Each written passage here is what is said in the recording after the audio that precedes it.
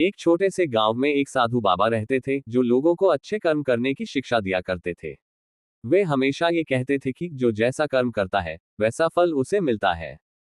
गांव के लोग उनकी बातों को बहुत मानते थे और उनके पास अपने जीवन के सवालों का समाधान ढूंढने आते थे। एक दिन गांव में एक व्यापारी आया। वह बहुत ही अमीर था लेकिन बहुत ही लालची और जिद्दी भी।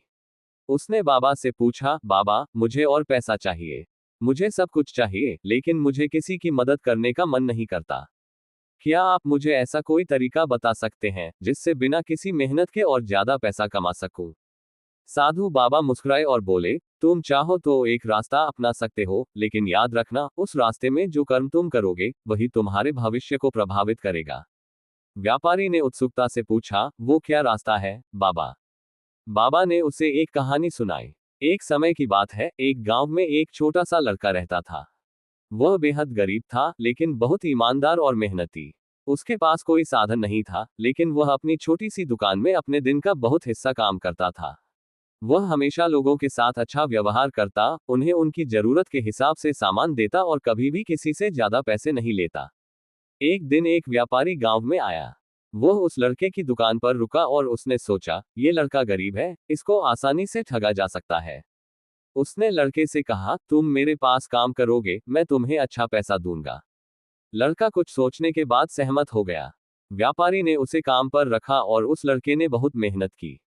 लेकिन व्यापारी ने उसे कभी पूरा पैसा नहीं दिया। फिर भी वह लड़का चुपचाप काम करता रहा क्योंकि उसका विश्वास था कि अच्छे कर्म हमेशा फल देंगे। कुछ समय बाद व्यापारी की दुकान में चोरी हो गई। उसे सब जगह तलाश किया लेकिन कुछ भी नहीं मिला। तभी व्यापारी ने सोचा कि शायद ये लड़का ही चोर हो सकता है, क्योंकि उसने ही सबसे ज्यादा काम किया था। उसने लड़के को पकड़कर पुलिस के हवाले कर दिया, लेकिन लड़के ने शांतिपूर्वक कहा, मैंने कुछ नहीं चुराया और मैं अपनी सच्चाई पर कायम हूँ। आखिरकार पुलिस ने व्यापारी की दुकान की तलाशी ली और पाया कि व्यापारी ही खुद चोर था। वह हमेशा अपने कर्मचारियों से चोरी करवाता था। पुलिस ने व्यापारी को गिरफ्तार कर लिया। लड़के को छोड़ दिया गया और उसके अच्छे कर्म ने उसे बचा लिया।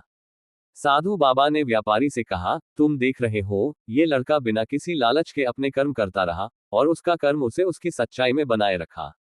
वहीं तुम्हारे जैसे लोग जो केवल लाभ की इच्छा से काम करते हैं, उन्हें अंत में वही कर्म भुगतने पड़ते हैं। व्यापारी को ये बात समझ में आ गई। उसने सोचा कि उसने अब तक सिर्फ अपने स्वार्थ के लिए कर्म किए थे और अब वह अपने जीवन में सही कर्म करने का संकल्प लेने लगा। बाबा ने मुस्कुराते हुए कहा, तुम्हारा कर्म ही तुम्हारी पहचान बनता है। यदि तुम सच्चे दिल से अच्छे कर्म करोगे तो तुम्हारी पूरी दुनिया बदल जाएगी। व्यापारी ने अपनी गलती मानी और तय किया कि वह अब जीवन में अच्छे कर्म करेगा और दूसरों की मदद करेगा। उस दिन के बाद से वह कभी भी किसी को धोखा नहीं देता और अपने कर्मों से दुनिया में एक सकारात्मक बदलाव लाने की कोशिश करता है। ये कहानी हमें ये सिखाती है कि जीवन में अच्छे कर्म ही सबसे महत्वपूर्ण होते हैं। जो जैसा कर्म करता है वही फल उसे मिलता है। इसलिए हमें हमेशा अच्छे कर्म करने चाहिए ताकि हम अपने जीवन को और दूसरों के जीवन को भी बेहतर बना सकें।